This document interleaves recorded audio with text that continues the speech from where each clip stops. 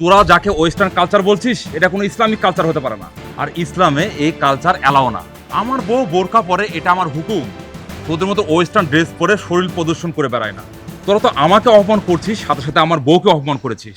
তোরা আমাদেরকে ডেকে আমার বউয়ের সামনে আমাকে অপমান করার চেষ্টা করছিস। তোরা দেখবি এর কে।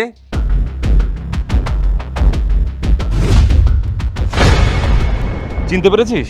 ও হচ্ছে আমার কলেজের লাইফে গার্লফ্রেন্ড ছিল। ভালো করে দেখে নে। এটা কি করে সম্ভব? এত কোটিপতির একটা মেয়ে আবার বোরকা পরে চলাফেরা করছে?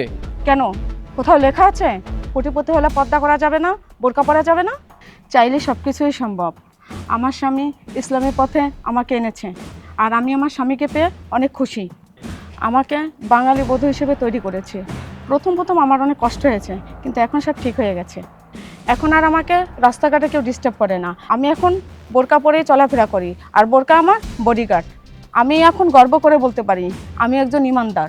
না সেটা না, তবে ওয়েস্টার্ন কালচারে মেয়ে এত হঠাৎ করে বোরখা পরে চলছে, আসলে এটা কিভাবে সম্ভব? হ্যাঁ সরি, আসলে আমরা বুঝতে পারিনি। আর তোর মাঝে এত পরিবর্তন আসছে সেটা দেখে আমরা দুজনে অবাক হয়ে গিয়েছিলাম। থাক, তোদেরকে আর ক্ষমা চাইতে হবে না। আসলে তোদের দোষ না, তোদের দোষ হচ্ছে নৈতিক শিক্ষার।